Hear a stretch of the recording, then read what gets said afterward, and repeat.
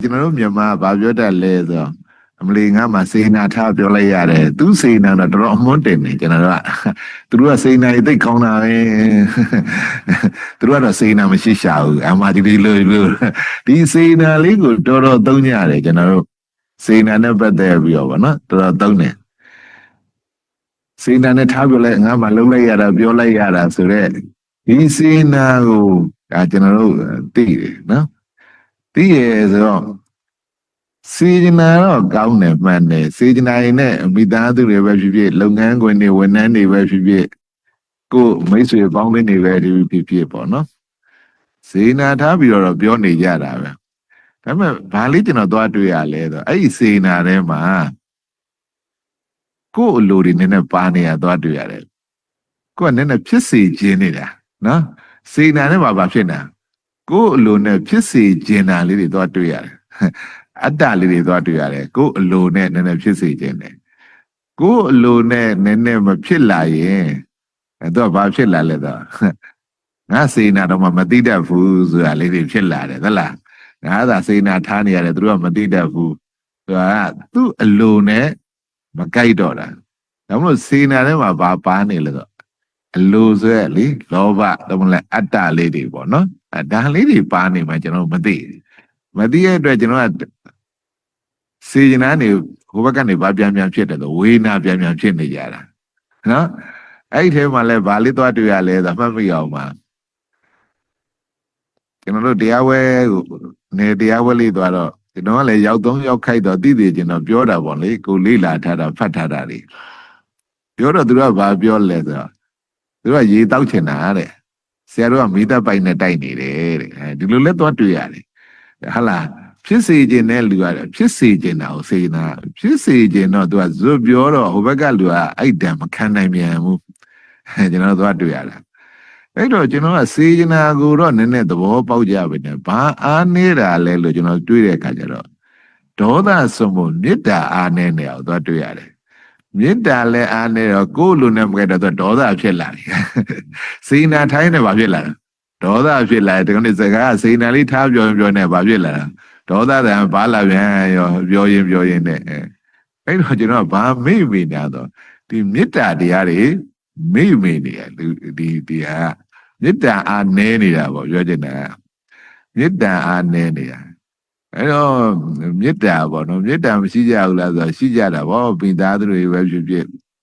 ကိုယ်မိတ်ဆွေတွေလည်းပဲဖြစ်ဖြစ်ပေါင်းသင်းနေနောက်လည်းကိုယ်ဘာပဲပြောဝန်ထမ်းတွေလည်းကိုယ်ဝန်ထမ်းတွေကိုမေတ္တာတော့ရှိကြတာပဲကောင်းစေချင်တာပဲလေပြောချင်တာဒါပေမဲ့ကျွန်တော်တို့ကအဲ့မေတ္တာတော့ကောင်းစေချင်တာမှန်တယ်ဒါပေမဲ့အားနည်းသွားတာသွားတွေ့ရတယ်ပေါ့နော်ဒီမေတ္တာရဲ့သဘောတဘာဝကိုကျွန်တော်တို့အားသိမ့်မဆိုင်မိဘူးစေချင်တာကိုပဲအားဆိုင်အဲ့တော့စေချင်တာကဖြစ်စေချင်တာအဲ့တော့မေတ္တာပါလဲဆိုမေတ္တာဆိုတာကသူတစ်ပါးကိုချမ်းသာစေချင်တာမေတ္တာကအဲ့တော့ချမ်းသာစေချင်ဘာလုပ်ရလဲဆိုဖြည့်ဆည်းပြရတယ်သူ့လိုအပ်ချက်လေးတွေဘာလုပ်တော့ဖြည့်ဆည်းရတာနော်သူ့လိုအပ်ချက်ကိုဘာလုပ်တာဖြည့်ဆည်းတာအဲ့တော့ကျွန်တော်ကကိုယ်စန္ဒာလေးနဲ့ဖြစ်ချင်စေချင်တာလားသူ့ရဲ့လိုအပ်ချက်ကိုပဲဖြည့်ဆည်းစေချင်တာလားဆိုအဲ့ဖြစ်နဲ့ဖြည့်ရတဲ့ပြဿနာရှိတယ်ကျွန်တော်ဖြစ်ချင်တာနဲ့ပြရပြီးတော့ဖြည့်ဆည်းခြင်းနဲ့ဆိုတဲ့ရှုထောင့်ကအားနည်းသွားတာကိုသွားတွေ့ရတယ်အဲ့တော့သူ့လိုအပ်ချက်ကိုဖြည့်ဆည်းပြီးမှလားကိုယ်အလိုတိုင်းဖြစ်စေခြင်းတာလားဆိုရယ်ဒီစေနာနဲ့မေတ္တာလေးကဒါလေးကစဉ်းစားစရာဖြစ်တယ်ကျွန်တော်တို့အလုပ်လုပ်တဲ့အခါမှာဒါတွေကအဲ့တော့ဟိုအလုပ်လုပ်တွေအားလုံးလည်းကောင်းကြပါတယ်ဒါပေမဲ့ပြဿနာဖြစ်တယ်ဆိုတာကဖြည့်ဆည်းတာနဲ့ဖြစ်ချင်တာနဲ့ပေါ့နော်ဒီနှစ်ခုကိုကျွန်တော်နည်းနည်းလေးသိချစဉ်းစားကြရမယ်ပေါ့နော်အလုပ်လုပ်တဲ့အခါမှာအဲ့တော့ဖြစ်စေချင်တာအဲ့လိုဖြစ်မလာပါလေဒေါသလာလိမ့်မယ်နော်ဖြစ်စေချင်တာမဖြစ်ဘာဖြစ်လဲဒေါသလာအဲ့မှာကျွန်တော်ဘာအားနည်းလာလို့ဒေါသလာရတာဆိုမေတ္တာတရားအားနည်းနေတာအဲ့တော့ကိုယ်စေနာထားတာကအဓိကဘာလေးဥဆောင်သင့်လဲဆိုမေတ္တာဥဆောင်သင့်တယ်ဖြည့်ဆည်းပေးခြင်းတာပိုဥဆောင်သင့်တယ်ဖြည့်ဆည်းပေးခြင်းလို့စေနာနဲ့ဖြည့်ပေးတာ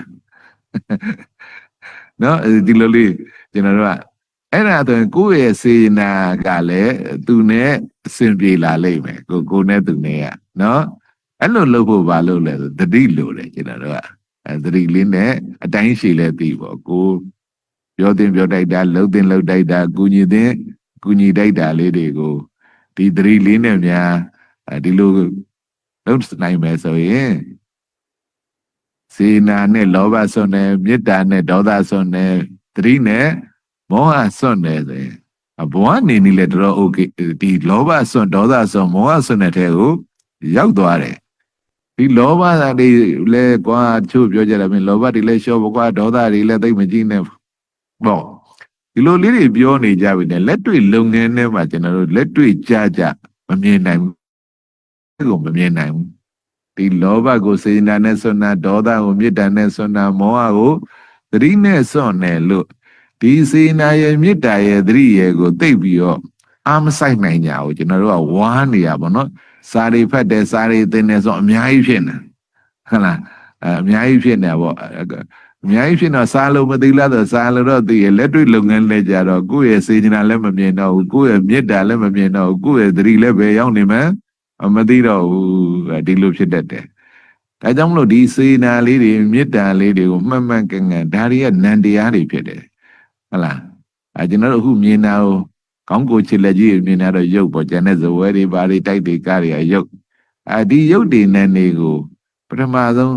သိတဲ့နယ်ပေါ့နော်ဒါအခြေခံဉာဏ်တော့ပါဒါတွေသိလာမှဒီလိုသိလာတော့ကျင့်သုံးစရာကကိုကြိုက်တာကျင့်သုံးလို့ရပါတယ်ဟုတ်လားစေနာတွေမေတ္တာတွေဒေသတိတွေဆိုဒီသုံးခုဆိုရင်ကိုတော်တော်လေးအဆင်ပြေနေပြီဘာလို့လောဘစွန်းစေနာနဲ့လောဘစွန်းမေတ္တာနဲ့ဒေါသစွန်းသတိနဲ့